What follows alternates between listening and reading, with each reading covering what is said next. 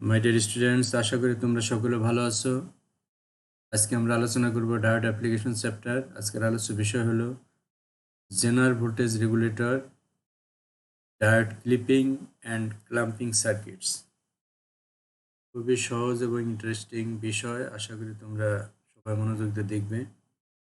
তাহলে আলোচনা শুরু করা যাক। আমরা প্রথমে পড়ব জেনার ভোল্টেজ রেগুলেটর। ভোল্টেজ রেগুলেটর হিসেবে জেনার ডায়োডের ব্যবহার আমরা সবাই জানি।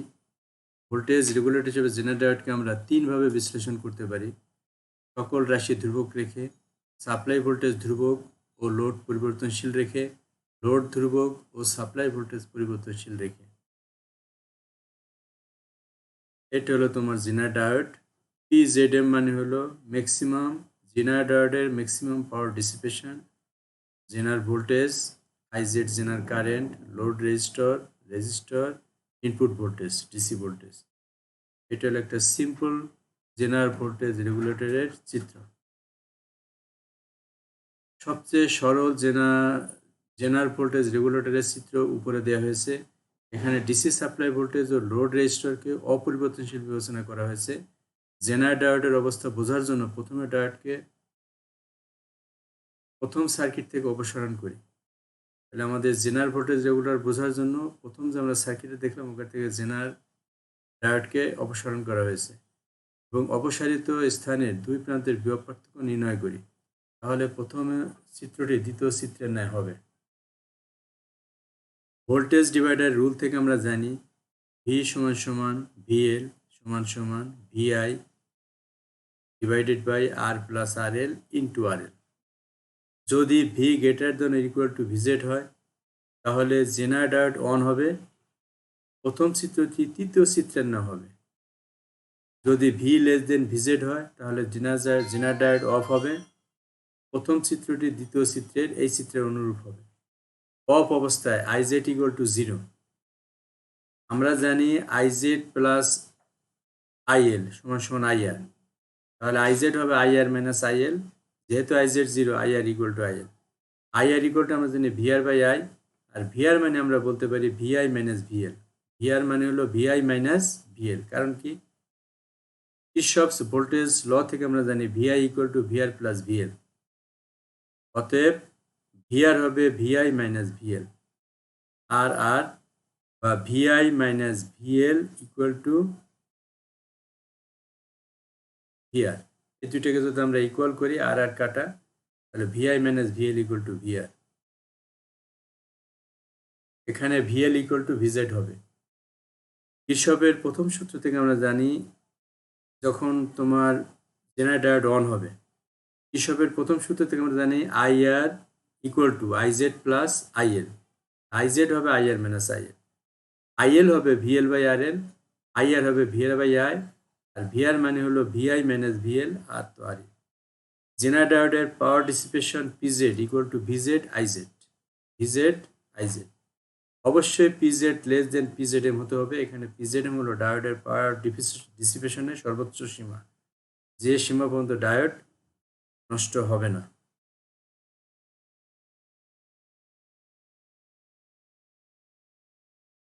এখন আমরা আলোচনা করব diode clipping and clamping circuits.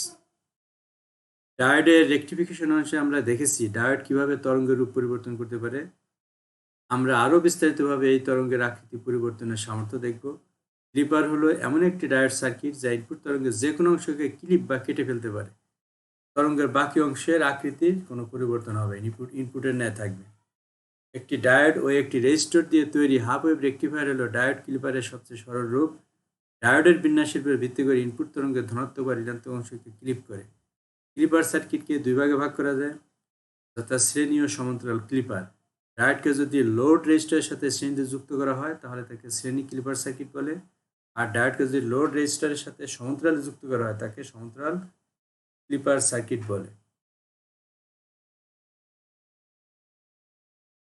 এটি হলো তোমার একটা শ্রেণী ক্লিপার সার্কিট। খেয়াল করে এই যে ডায়োড, এই যে রেজিস্টার, এই ডায়োডের সাথে রেজিস্টারকে শ্রেণীতে যুক্ত করা হয়েছে। এটি ইনপুট ভোল্টেজ, এখান থেকে আমরা পাবো আউটপুট ভোল্টেজ। যদি আমরা এরকম রেক্টেঙ্গুলার বা স্কোয়ার ওয়েভকে ইনপুট হিসেবে দেই তাহলে এটা শুধু পজিটিভ অংশ যেতে পারবে, নেগেটিভ অংশ যেতে পারবে না। যদি আমরা একদম শর্ট টুথের মতো তরঙ্গকে দেই তাহলে এখানেও পজিটিভ অংশ যেতে পারবে, নেগেটিভ অংশ যেতে পারবে না। তাহলে ক্লিপ করলো নেগেটিভ অংশকে, এটা ফেলবে। যদিও আমরা হাফ ওয়েভ রেকটিফায়ারের ক্ষেত্রে দেখেছি এটি সাইন তরঙ্গের অর্ধেকে ক্লিপ করতে পারে, আসলে এটি যে কোনো তরঙ্গের অর্ধেকে ক্লিপ করতে পারে, যা উপরের চিত্রে আমরা দেখলাম। উপরের চিত্র অনুযায়ী যদি সার্কিটে একটু অতিরিক্ত ব্যাটারি যুক্ত করা হয় তাহলে ক্লিপার সার্কিটের কার্যকারিতায় বেশ পরিবর্তন আসবে। ব্যাটারি কার্যকারিতা কখনো সাপ্লাই ভোল্টেজের দিকে বা বিপরীত দিকে। একে আমরা নিম্নের চিত্রের সাহায্যে বিশ্লেষণ করতে পারি। এখানে ব্যাটারি সাপ্লাই ভোল্টেজকে বাধা দিয়ে ডায়োডকে অফ রাখতে চায়। যদি সাপ্লাই ভোল্টেজ ব্যাটারি ভোল্টেজ চেয়ে কম হয় তাহলে ডায়োড অফ থাকবে, আর সাপ্লাই ভোল্টেজ যদি ব্যাটারি ভোল্টেজ ভি এর চেয়ে বেশি হয় তাহলে ডায়োড অন হবে এবং লোড রেজিস্টারের মধ্যে দিয়ে কারেন্ট প্রবাহিত হবে। যেহেতু আমরা আদর্শ ডায়োড ভেবেছি তাই টার্ন অন ভোল্টেজ আমরা 0 ধরব। সুতরাং বলা যায় ডায়োড যখন অফ থাকবে তখন আউটপুট ভোল্টেজ 0, আর ডায়োড যখন অন থাকবে তখন আউটপুট ভোল্টেজ ভি নট হবে VI minus V, VI minus V. Transition voltage, যে সাপ্লাই ভোল্টেজের চেয়ে বেশি ভোল্টেজ প্রয়োগ করলেই কেবল ডায়োড অন হয়, অবস্থা থেকে অন হয়, তাকে আমরা বলি ট্রানজিশন ভোল্টেজ। ট্রানজিশন ভোল্টেজের কারণে ডায়োড অফ থাকবে। ডায়োড অফ থাকলে লোড রেজিস্টারের মধ্যে দিয়ে কোনো কারেন্ট প্রবাহিত হবে না, আউটপুটও 0 হবে, ভিও ইকুয়াল টু 0। আমরা জানি V O equal to Vi minus V, V O যেহেতু 0, V I minus V equal to 0, V I equal to V. সুতরাং ব্যাটারি ভোল্টেজ হবে ট্রানজিশনাল ভোল্টেজ। ডায়োড অন হলে output voltage V O equal to Vi minus ভি, আর diode on হলে output voltage V O peak সমান সমান VM minus V.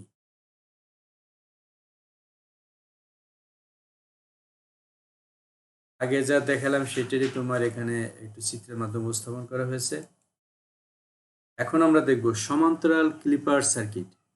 নিচের চিত্রে প্যারালাল ডায়োডের একটি সরল বিন্যাস দেখানো হয়েছে। সিরিজ ক্লিপারের মতো একই ইনপুট প্রয়োগ করে তার জন্য প্রাপ্ত আউটপুট দেখানো হয়েছে। সিরিজ ক্লিপারে যেভাবে বিশ্লেষণ করা হয়েছে সেভাবেই সমান্তরাল ক্লিপার বিশ্লেষণ করা যায়। ডায়োড অফ হলে রেজিস্টারের মধ্যে দিয়ে কোনো তড়িৎ প্রবাহিত হবে না, ভি ইকুয়াল টু 0, অতএব output voltage V O equal to Vi minus V, V O equal to Vi.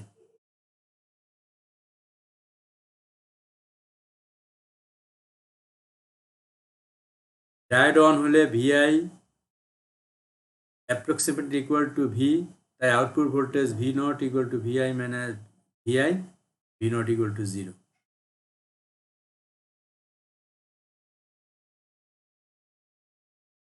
এটা হলো তোমার সমান্তরাল ক্লিপার সার্কিট। আগে ছিল রেজিস্ট্যান্স পরে ডায়োড আগে, এবার হলো রেজিস্ট্যান্স আগে ডায়োড পরে। দেখো এই যে হলো তোমার ইনপুট, স্কোয়ার ইনপুট ওয়েভ বা পালস। এখানে পজিটিভটা কাট করা আছে, নেগেটিভটা পাস হয়েছে। এটা হলো তোমার শর্ট তরঙ্গ, এখানেও পজিটিভটা কাট করা হয়েছে, ক্লিপিং করা হয়েছে, নেগেটিভটা অতিক্রম করতে পেরেছে। আগে যা বলা হলো সেটির এখানে চিত্র আকারে দেখানো হয়েছে। এই যে মনে করো সাইন তরঙ্গ, এটা হলো তোমার সিরিজ কম্বিনেশন, কিন্তু এটা হলো নেগেটিভ ডায়োডের এন টাইপ, এটা হলো পি টাইপ। ঠিক আছে, এখানে দেখো তোমার এখানে পজিটিভটা, যেটা পজিটিভের জন্য এটা রিভার্স বায়াস হয়ে যায়, কোনো কারেন্ট পাস হবে না, আউটপুট 0। নেগেটিভের জন্য এটা ফরওয়ার্ড বায়াস হবে, আউটপুটে যে নেগেটিভ পাওয়া যাবে। যদি এইভাবে আমরা বিন্যাস দিই যেটা প্রথমে দেখেছিলাম, এখানে পজিটিভের জন্য এটা ফরওয়ার্ড বায়াস হবে, আউটপুট পাবা, নেগেটিভের জন্য রিভার্স বায়াস হবে, আউটপুট পাওয়া যাবে না। তাহলে ক্লিপ করলো হলো পজিটিভ অংশকে, ক্লিপ করলো নেগেটিভ অংশকে। Bias series clipper ideal diodes. যদি আমরা ব্যাটারি যুক্ত করে নিজেরা বায়াসিং করি, দেখো এটা কি করলো, এটা পুরোটা সে ক্লিপ করে না, একটা অংশ বিশেষ ক্লিপ করছে। অংশ বিশেষকে ক্লিপ করেছে, অংশ বিশেষ মানে কি এর বেশি যেটুক সেটুকু ক্লিপ করেছে। এইটা এই ভিএম এর মান এই তরঙ্গের পজিটিভ অংশের যে মান এটার চেয়ে বেশি সেটা ক্লিপ করেছে। এটাও ঠিক একইভাবে আমরা বিশ্লেষণ করতে পারি।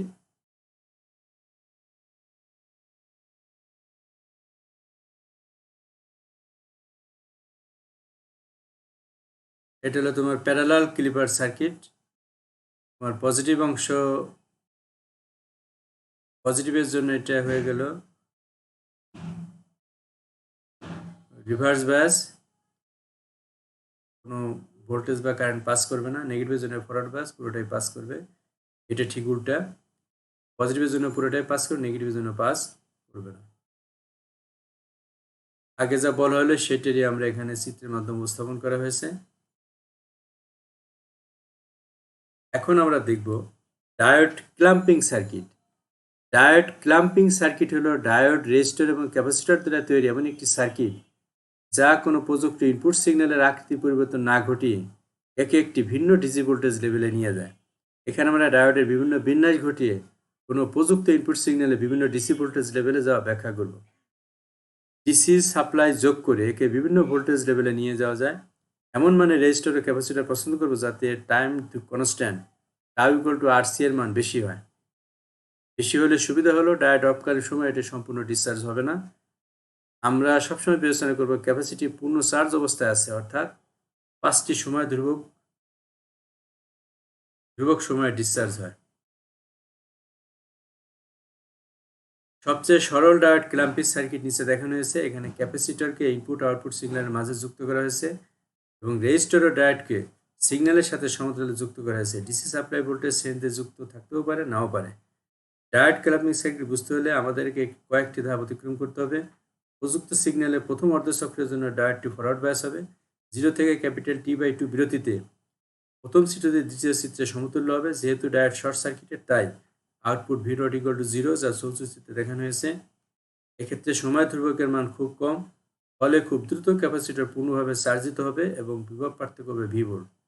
ঋণাত্মক অর্ধচক্র ক্যাপাসিটরের কথা বিবেচনা নিলে দেখা যায় উভয় ডায়োডে রিভার্স বায়াসে রয়েছে এবং ডায়োডটি অফ হয়ে যায়। তৃতীয় চিত্রে কিরশফের দ্বিতীয় সূত্র প্রয়োগ করলে দেখা যায় -V V naught equal to 0, -2V V naught equal to 0, V naught equal to -2V, যা চতুর্থ চিত্রে দেখানো হয়েছে। আমরা যেটা বললাম -V V naught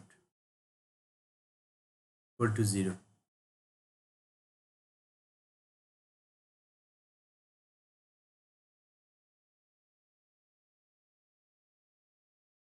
এখানে দেখো আমাদের আউটপুট হলো, এটা হলো তোমার -V, এটা হলো -V, আর আমাদের আউটপুট হলো কি -2V। আমরা কিন্তু এখানে দেখেছি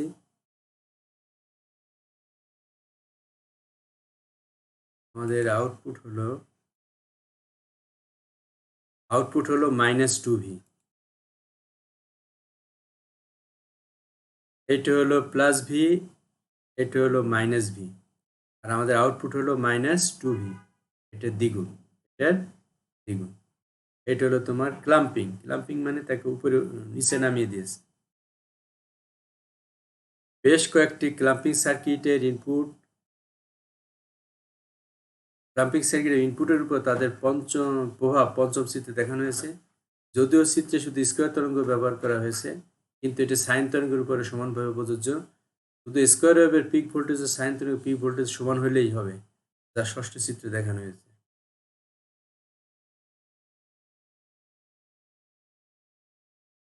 দেখো এটা V naught হলো -2V, V naught হলো -2V। অলওয়েজ আউটপুটের মানটা এই মানে দ্বিগুণ হয়েছে, আর এখানে হয়েছে ঠিক উল্টাটা। যেহেতু এটা কম্বিনেশন উল্টে দেওয়া হয়েছে, এখানে হবে 2V, এর আউটপুট হবে অলওয়েজ 2V +2V, এখানে হলো আউটপুট -2V। আর এই ব্যাটারিটা যোগ করার কারণে এখন এটা তোমার লেভেলটা চেঞ্জ হয়ে গেছে। আগে শুরু 0 থেকে -2V, এবার 0 থেকে না, মানে তোমার -2V মান ঠিক আছে, কিন্তু লেভেলটা 0 থেকে একটু উপরে উঠে গেছে, কিন্তু রেফারেন্স ভোল্টেজের চেয়ে দ্বিগুণই আছে এখানে। একই চিত্র আবার এখানে দেখানো হয়েছে। আশা করি তোমরা সবাই বুঝতে পেরেছ। সবাইকে ধন্যবাদ।